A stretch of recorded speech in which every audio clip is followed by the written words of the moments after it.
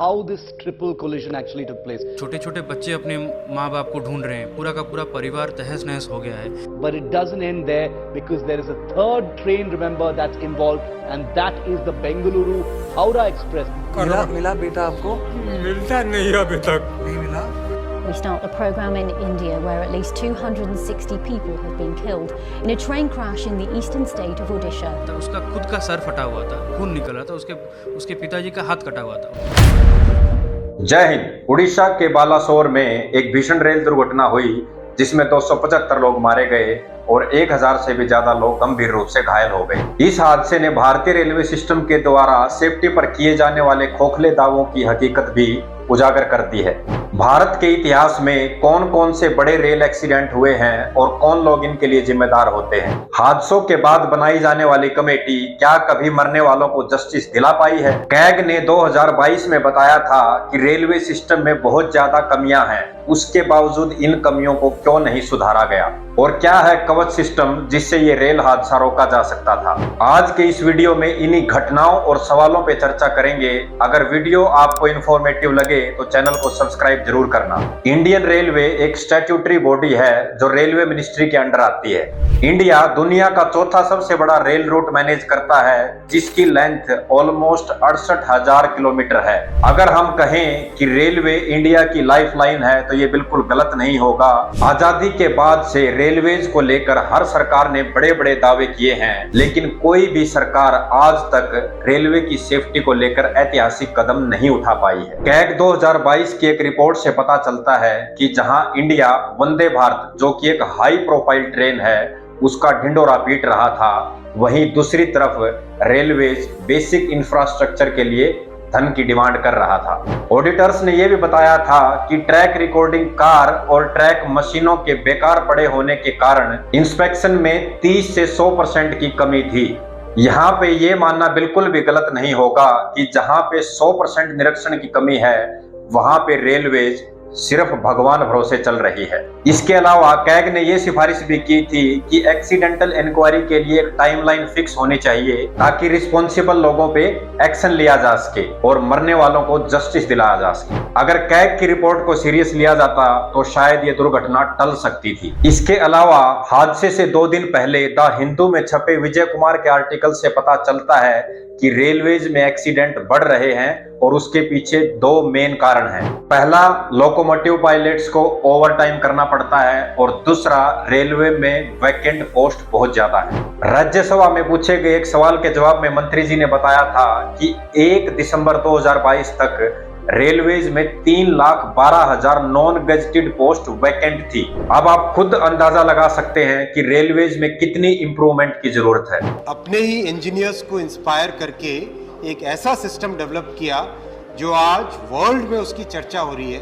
जैसे वंदे भारत की चर्चा हो रही है वैसे ही कवच की चर्चा हो रही है। कवच सिस्टम क्या है? 23 मार्च 2022 को रेलवे मिनिस्ट्री ने इन्फॉर्म किया था कि ट्रेन्स की सेफ्टी को ध्यान में रखते हुए ऑटोमेटिक ट्रेन प्रोटेक्शन सिस्टम को फॉलो किया जाएगा जिसका दूसरा नाम कवच भी है। कवच एक ऐसी टेक्नोलॉजी है जो पायलट की extreme weather conditions, signal problems, over speeding जैसी सिचुएशंस में ऑटोमेटिक ब्रेक अप्लाई करके मदद करेगा। येलो दिख रहा है, इसका मतलब कॉशन है, अगले सिग्नल पे हमें रुकना है, लेकिन ड्राइवर गलती कर रहा है, बिना पूरे फुल स्पीड पे जा रहा है।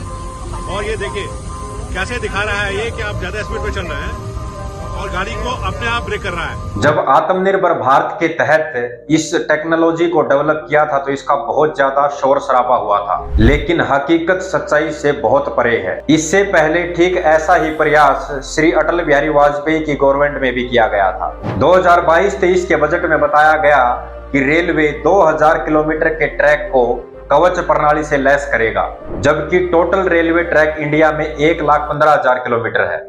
इसको कहते हैं ऊंट के मुंह में जीरा। इस स्पीड से अगर कवच का काम चलेगा तो अगले 25 से 30 साल लग जाएंगे पूरे रेलवे ट्रैक को सुरक्षित करने में और लगभग 1 लाख करोड़ का खर्च भी करना पड़ेगा, जबकि अभी तक इस सिस्टम पे 1000 करोड़ से ज्यादा पैसे खर्च नहीं किए गए। अब तक आपको इतना जरूर समझ आ गया होगा कि इंडियन रेलवेज में होने वाली दुर्घटनाओं के पीछे मेन कारण क्या है और कौन लोग इसके पीछे जिम्मेवार हैं। सबसे पहले बात करते हैं उड़ीसा के बालासोर में 2 जून 2023 को हुए हादसे की। बहानगर बाजार स्टेशन के पास करीब शाम 7 बजे 3 train Coromandel express, Bengaluru Howrah express और एक मालगाड़ी आपस में टकरा जाती हैं और हजारों लोग घायल हो जाते हैं। ऑलमोस्ट 200 से 300 डेड बॉडीज में खुद देखा हूँ। डेड बॉडीज ऐसे हालत में थे कि 40-50 मीटर दूर ट्रैक से गिरे थे। जब हम इतने सारे डेड बॉडीज देखे वहाँ पे आप यकीन नहीं करेंगे कि छोटे छोटे बच्चे अपने माँ बाप को ढूंढ रहे हैं। पूरा का पूरा परिवार तहस नहस हो गया है। किसी का हाथ कट गया। कोरोमंडल एक्सप्रेस को मेन लाइन पर जाने का सिग्नल था, लेकिन वो मेन लाइन पर जाने की बजाय लूप लाइन पर चली जाती है, जिस पर मालगाड़ी पहले से मौजूद थी और वो खड़ी ट्रेन में टक्कर मार देती है। दोनों की टक्कर के बाद पैसेंजर ट्रेन के कुछ डिब्बे साइड वाली पटरी पर जाकर गिर जाते हैं। इस भिड़ंत से बहुत ज्यादा नुकसान नहीं हुआ था, लेकिन इसके 4 मिनट बाद बेंगलुरु हावड़ा एक्सप्रेस बहुत तेज स्पीड से आ रही थी और वो पहले से पटरी पर गिरे हुए डिब्बों से टकरा जाती है, जिसमें 275 लोग मारे गए। मौके पर रेलवे मिनिस्टर अश्विनी वैष्णव और माननीय मोदी जी पहुंच जाते हैं और एक जांच के आदेश दे देते हैं। सरकार के लिए ये घटना अत्यंत गंभीर है। हर प्रकार की जांच के निर्देश दिए गए हैं और जो भी दोषी पाया जाएगा सख्त से सख्त सजा हो। जब तक जांच की रिपोर्ट आएगी तब तक हम भूल चुके होंगे कि कोई एक्सीडेंट भी हुआ था। ये सिर्फ उन लोगों को याद रहता है जो ऐसे हादसों में अपने परिवार के सदस्य खो देते हैं। Major rail accidents in India. भारत के इतिहास की सबसे मार्मिक घटना 6 जून 1981 को घटी, जब बिहार राज्य में पुल को पार करते समय ट्रेन बागमती नदी में गिर जाती है और इस हादसे में लगभग 750 लोग मारे गए। दुर्घटना का कारण अनिश्चित है, क्योंकि उस समय पर हुई दुर्घटना की डॉक्यूमेंटेशन ही नहीं की गई। धारणाओं के अनुसार 3 मेन रीजन बताए गए हैं: साइक्लोन, फ्लैश फ्लड और brake fail. Number 2, Firozabad rail disaster. घटना 20 अगस्त 1995 की है, जब उत्तर प्रदेश के फिरोजाबाद में कालिंदी एक्सप्रेस एक नीलगाय से टकरा जाती है, जिसकी वजह से उसके ब्रेक फेल हो गए और उसको वहीं पर रोकना पड़ा। पीछे से 70 किलोमीटर पर आवर की स्पीड से आ रही पुरुषोत्तम एक्सप्रेस ने पहले से खड़ी कालिंदी एक्सप्रेस में टक्कर मार दी, जिसकी वजह से 305 लोग मारे गए। और ये ऑफिशियल डाटा है। अगर अनऑफिशियल डाटा की बात करें तो डेथ 400 से भी ज्यादा हुई। Number 3, गैसल train disaster. 2 अगस्त 1999 को पश्चिम बंगाल के गैसल रेलवे स्टेशन पर अवध असम एक्सप्रेस ब्रह्मपुत्र मेल से टकरा गई। ये घटना रात के लगभग 2 बजे की है, जिसमें 285 से अधिक लोग मारे गए और 300 से ज्यादा लोग जख्मी हो गए थे। मरने वालों में ज्यादातर लोग बीएसएफ, पैरामिलिट्री या आर्मी के थे। दोनों ट्रेन जब आपस में टकराई तो धमाका इतनी जोर से हुआ कि लोग आसपास के घरों में जाकर गिरे। इस घटना का मेन कारण था सिग्नल एरर, जिसकी वजह से दोनों ट्रेन एक ही ट्रैक पर आ गई। एक्सीडेंट नंबर 4,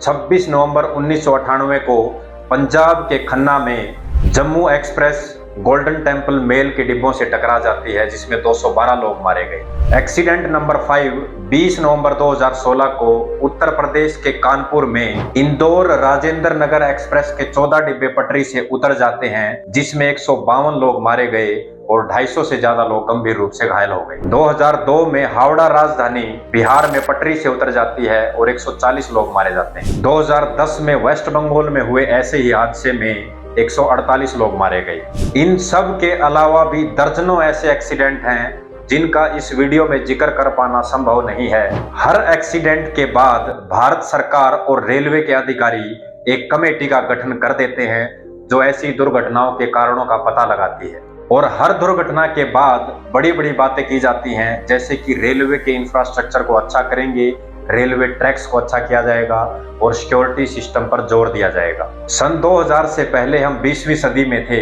हमारा देश इतना ज्यादा विकसित नहीं था और हमारे पास उपयुक्त संसाधन भी नहीं थे, लेकिन अब हम 21वीं सदी में जी रहे हैं और पूरे भारतवर्ष का पूरे संसार में डंका भी बज चुका है। वर्ल्ड की जियोपॉलिटिक्स में इंडिया अपना अलग स्थान रखता है। इसके बावजूद अगर आप रूट्स लेवल पर जाकर देखोगे तो इंडियन रेलवेज की हालत बिल्कुल भी ठीक नहीं है। रेलवे सूत्रों के अनुसार 2021-22 में हुए 35 के मुकाबले 2022-23 में 48 कॉन्सिक्वेंशियल ट्रेन एक्सीडेंट्स हुए हैं। जितने भी एक्सीडेंट होते हैं उनके पीछे 3 मेन कारण माने जाते हैं: human error, technical error and lack of infrastructure. लाखों पोस्ट जब किसी मंत्रालय में खाली पड़ी रहती हैं तो ऑब्वियस है कि जो लोग पहले से काम कर रहे हैं उनका वर्कलोड बढ़ जाता है, स्ट्रेस लेवल बढ़ जाता है और उनको ओवर टाइम भी करना पड़ता है। और रही बात इंफ्रास्ट्रक्चर की, अगर उसके लिए फंड ही नहीं आएगा तो वो इम्प्रूव कहां से होगा। प्रत्येक घटना का अपना प्रभाव और गंभीरता होती है। ऐसे हादसे लोगों को जिंदगी भर का गम दे जाते हैं। किसी ने अपने पिता को खोया, किसी ने भाई, किसी ने पति, तो किसी ने पत्नी, माँ और बहन को। कई ऐसे भी परिवार हैं जिन्होंने ऐसे हादसों में अपने पूरे परिवार को एक ही झटके में हमेशा के लिए खो दिया। और कई बार तो ऐसा भी होता है कि अपनों के शव तक नहीं मिलते लोगों को। सरकार को ये सुनिश्चित करना चाहिए कि ऐसी घटना भविष्य में फिर ना हो। सिर्फ लीपापोती से और अखबारों में प्रचार करने से कुछ नहीं होता। ग्राउंड लेवल पर जाकर काम करके जनता का विश्वास हासिल करना चाहिए।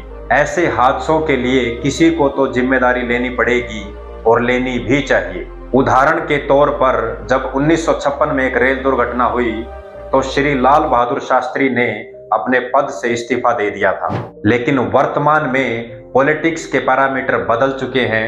अब नैतिकता का कोई आधार नहीं बचा है। दिखावा ज्यादा होता है और काम कम किया जाता है। अगर वीडियो अच्छा लगा हो तो चैनल को सब्सक्राइब करना ना भूलें। जय हिंद।